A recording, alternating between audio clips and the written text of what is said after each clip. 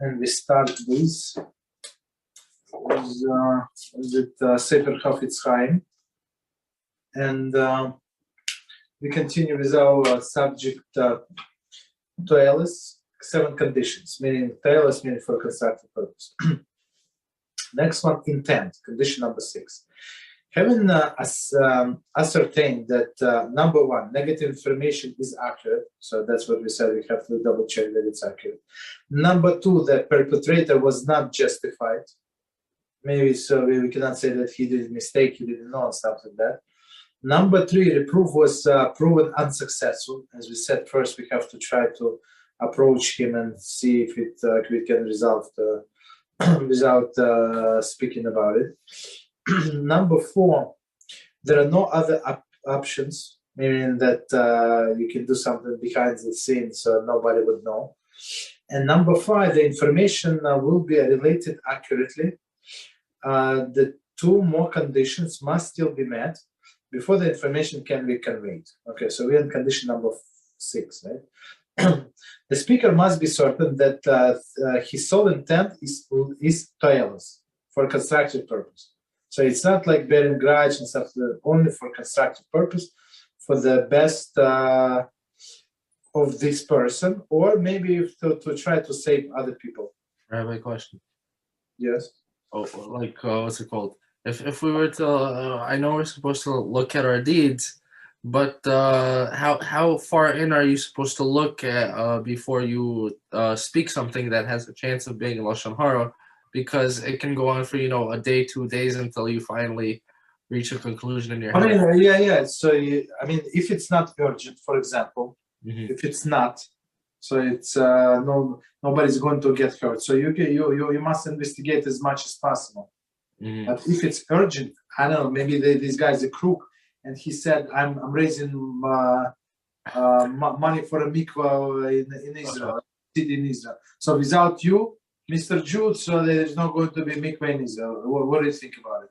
So of course I read you, whoa, without me, wow. Here we go, Mr. Rabbi, $500. Like I remember, I was living in Israel, right, in airport, and the guy, so we were down in the mincha, and the guy comes and he said, "Oh, you're American," stuff like that. So I'm going to America to collect money for my daughter's wedding. I said, Baruch Hashem, Mazel Tov, stuff like that. Okay, Tzlach Haraba. He said, no, one second, we wanted to donate. So I have some shekels in my pocket. So I gave it, I think, 5 shekels. It's like, I don't know, like $1.50. He said, no, and he got so offended. No, you have to give me something substantial. And the guy started like bullying me, like, whoa. So I opened my wallet, take out my wallet, and he said, yeah, give me. I said, no, stop it. Mr. Joe, I said, stop it. So I gave him $20, basically. But that's how some people behave. You understand? So if a person like that comes and he said, I collect for my daughter's wedding, and we know that he's a crook. So you don't have 7 days to investigate. You understand? You have to warn people as soon as possible. Rabbi, question: Was he black hat, black jacket, or no? Yeah. With a shtramel, I think it was. I was fun. Yeah, Motzei Shabbos. So how do you be careful with who to give tzedakah? Is it better to just give minimum amount? So I don't have to investigate. So basically, I want to give him $1, just for it. But he was like pushing so much, and it put me in such uncomfortable situation, and I got a little nervous, so I took my wallet. Usually I don't take my wallet,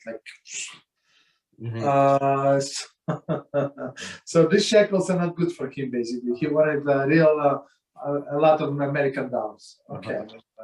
Would you say it's a red flag if you see someone carrying one of those credit card machines, or no? I know everything is a red flag. I mean, but you can always give them the minimum amount. I said, and even you're allowed to lie. In this case, as we said before, you can say, "I don't have." So meaning for you, I don't have, but for a kirov, I do have. Understood. You understand? So somebody sent me today. They collect from his shul, and they want to expand the shul, and they have the beautiful professionally made videos. So a friend of mine, so he has this key here in Brooklyn, and they want to expand. So they're raising money. I mean, Baruch Hashem, they're raising money. I'm very happy for them. And I send them, and we are working on this video also. So I send them our BeEzrat HaShem video. I'm working on this video. Okay, you know. We also need money.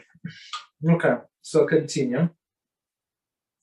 I mean, we can. There's no problem to donate. If I want to donate, like I don't know, $18, $36, $100 to his cause, but I mean, but basically, I'm not interested.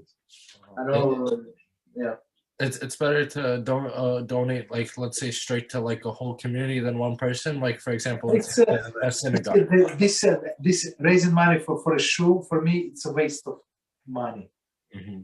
If I want to invest, so I donate to BeEzrat HaShem all of the money. Mm-hmm. Not all of it, but like big chunk of it, I donate to, like, I don't know, big to the BeEzrat HaShem. So because I know that they're doing real work and they see the results, and Rabbi Reuben send us the messages. So all of this, like, people who contact him and say, I mean, it's actually it's public. It's not like something like private. It's from YouTube, right? I mean, I don't read all of the commentaries from YouTube, but what he does, of course, he has to respond to stuff like that. So he sent us recently, and it's unbelievable message.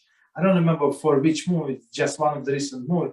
And he said, Rabbi, you changed my life, and I'm watching your movies for some time now. And okay, so in stuff like that, you want to invest. Mm-hmm. You understand? But just to have kihila, I mean, there are rich people, rich doctors and lawyers who want their name to be on the wall, on this wall or that wall or in the chandelier. Okay, let them donate. I'm not going to waste my money. Okay, so continue. Yes. Okay, so continue. Okay, so this number 6 condition, it should be Ltoeles. So meaning for constructive purpose, I don't have anything against this guy. So it's not because he said to me something like in a 6th grade. No, it's not. I have nothing against him personally. If he knows that in his heart he's pleased to cast a perpetrator in a bad light, he is not permitted to speak, even though the purpose cannot be accomplished any other way. Right. So it cannot be as a matter of revenge. Cannot. What if, let's say, there's a person, right? You see him do something bad, and you're allowed to tell the other person to watch out for him, right? Yes. But no, I mean, when all of the conditions are met. Yeah. Okay. Yes. Except one thing. So this person would say either way, because he cares about that other person, right? He would tell him about the bad person, correct? Yeah. The thing is, he didn't like him. He didn't like him either way. Is he allowed to still say it? No. That's according to this condition. No, he's not allowed because he's not going to be objective. You understand? So I will give you this example. I'm in my morning group. I give him one. I would say like classic example, and we play all of the examples around that, like a parable, right? So, for example, you have some simcha coming up. You have a bar mitzvah, right? For your son, right? Let's say for somebody that you know, right? And you know that somebody else had a bar mitzvah in that hall. So you come in over and ask him, how was I didn't go to your bar mitzvah, but I heard that you have in this hall, how was it? So you want to see how the food was, how much they charge you, did they overcharge, not overcharge, was it nice and clean, or the people were rude and stuff, but basically all of this is a nice question. So you're not allowed to start the conversation unless it is for constructive purpose. So you say, look, my son is going to have bar mitzvah in 6 months from now, 4 months, whatever from now, and we're looking for the hall, and I know that you had the bar mitzvah and this hall, so I want to ask you a question. So in this, you give this guy he has to be careful what he says, but at least whatever he says is going to be for constructive purpose. You understand? If I just come and say, By the way, how was the bar mitzvah at that home? 100% Lashon Hara. There is no such a thing that the perfectly went. You agree? And he said, no, you know what? Everything is good, but I think in the kitchen they had a leak and it was leaking in the soup. Like all these things, like irrelevant. You understand? Or it was bad smell in this cold room. That was like something what for sure went wrong, not according to his high standard. Uh-huh. You understand? So unless it's for a constructive purpose, but if this guy said he was very upset with this guy was very upset with the food, with the management, with everything. So and he's still hates that place. So he's not allowed to say. Mm-hmm. He's not. So he said, you know what? My cousin, whatever, my second cousin had a wedding in another place, and I think you would like it more. Uh-huh. So you can say without speaking bad about that place, you can imply that other place could be better. So I have a question like this then. Let's say this person, right? For you, you're very picky, you're very rich, so on and so forth, right? Yeah. But you don't want to speak Lashon Hara anyways, okay? Yes. So you say, "Oh, this place is amazing. It was so good." Now, yeah, you're lying because for you it wasn't good, but you know, for him, this place he loves it, right? Yeah. So, but if you give him, for me it wasn't good, but for you it's good. He might not like it as much. It might still be bad for him. So, are you allowed to say it was amazing for you? Nothing negative, basically. So Lashon Hara means something negative. Even it is true. So according to your standard, because you're a rich person and you paid a lot for that, so that you expected extra service. Even they don't charge as much, but because you paid more, so you expect more. I mean, it's normal, right? So if you pay more, they had to hire like 2 more people. Let's say, right? So which is expected. There's nothing extraordinary with that, but they did not do it. So don't talk negatively. But I'm allowed to say it's very good for me, though. Am I? Even though it wasn't good for me. I mean, if it was good for you, and look, according to this condition, if you don't hold a grudge against these people, okay, maybe they forgot, maybe this, maybe his wife was given birth, maybe his mother passed away of this guy. You know what I mean, how do you know what happened? No, my question is on the very first thing I think Shmiras Haloshon talks about, and that's slander, right? Because slander is making something up. No, slander. We're not talking about it. Slander. It's a different paragraph. We're talking about Loshon Hora is true. Mm-hmm. So he did not give you a good source. It is true. Yeah, you understand? So that's our food was not as fresh as you expected it to be. Mm-hmm. So that's what we're talking about. Okay, so if you hold a grudge against him, so basically you're not allowed to talk. Does this even apply to a non-Jewish hall? No, it does not. So about non-Jewish hall, you can talk about non-Jews, yes. So in this case, yeah, I would say you would be obligated to one person. Yes. When does it count as a non-Jewish hall? When the manager is non-Jewish, when the landlord is not Jewish, when is it non-Jewish? When the owner of the company is non-Jewish. So meaning of the one that you pay money to. So the landlord, as you said, it could be Jew, but this non-Jew rents from him. Mm-hmm. So I mean that's a different story. Mm-hmm. So there's the one who you write a check to. That's the owner. So even if Jews working for him, they're not in the picture now. What if that person that you're telling it to is going to think badly about the Jews who work there? That's the different issue. Yes. Mm-hmm. So I mean, it's always important that does not say here. I mean, in this piece, but on this page, but it's like common sense. You always have to understand who you're talking to. Mm-hmm. Like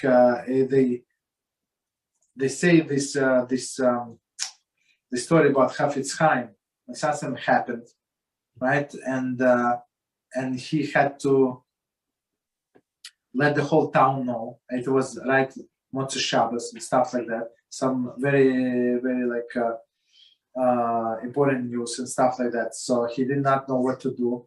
And he told his wife, and she said, okay, no problem, we'll do it. So how are we going to do it? So she called these neighbors, right? And she said, look, my husband just told me, but it's a big secret. Keep the secret. I always tell you because you're my best friend, you're my neighbors, and that's it. So in 1 hour, the whole town knew. Mm-hmm. You know this secret. So that this women could not hold secret. So if you know that, she really did it on purpose. They have free choice basically. What she's putting stumbling block in front of the blind, that's a different story. But basically, it was for constructive purpose. But the thing is, if you know that there is this personality of such a person, you're not allowed to talk. First of all, you don't know if they're going to take it seriously, and they're going to tell everybody. So, and as you said, it's going to be Hil Hashem. You understand? So all of this, this guy would say, my friend Moshe that had a party in your hall like 2 months ago. You remember this guy? You remember this Jewish guy, Moshe? So yeah, I remember. So he's still very upset at you. So you better give me 15%, 20% discount because I know that whoa. That's not good. That's not good. Okay, so let's try to continue.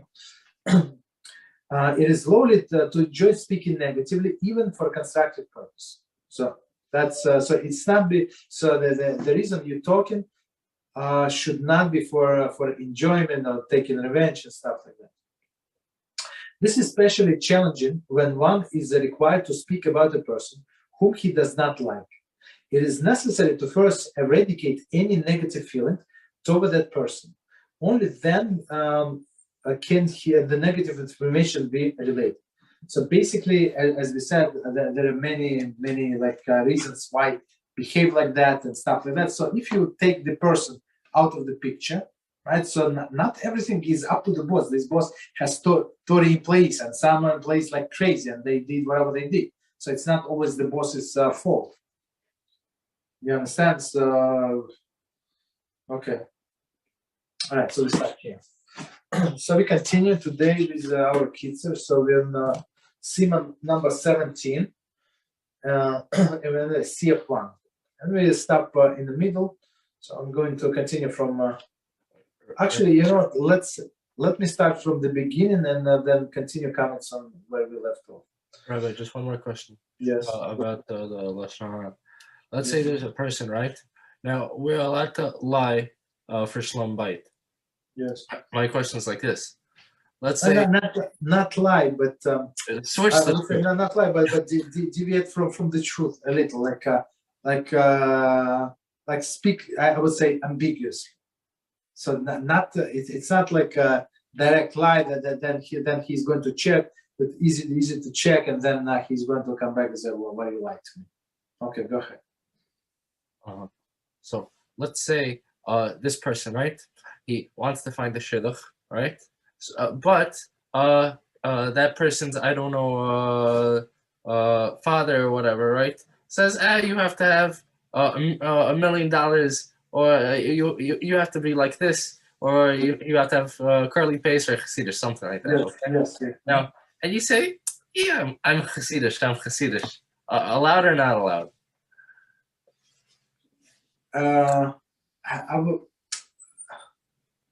I would say what is the point of line if it's come out very, very soon. Even though it's not of the lies that they can nullify the wedding, right? So I give you example. So for example, she asked him, do they have any health issues? Or some like serious one, like diabetes in your family, cancer, like everybody has for sure in his family has cancer. At least, I don't know, all of this Alzheimer, I don't know, like different diseases in your family. And he said, no, in my family, no, mental. No. God forbid, everything is good. And then I don't know, 3 months later, she comes to the kitchen, to the bathroom, and then she sees this this bottle of the medicine from I don't know, from some mental disorder, right? And then she found out, and then she confronted him, and she asked how long you've been taking, and he would say, I don't know, for 5 years, 10 years, 20 years, forever. So in this case, they can nullify the wedding. She does not in a get, because she married him on a false pretense. There is no issues. So meaning if she would know that he would had this issue, so she would have would not marry him. You understand? So that's also maybe. So she wants to marry only Hasidic guy, or only Litvish, only if he's a professional. You understand? So if he's a professional, so I want. If he's not a professional, so that's basically not good. What's it called? But my question was a bit different, because she wants to get married to that guy, right? The father just isn't allowing it because he's not. But you see, if they ask him this question, he has to answer truthfully, and then they have to decide. So if she wants to get married, she would know how to twist his father and make him to agree, or mother. So talk to mothers know what to do. Okay.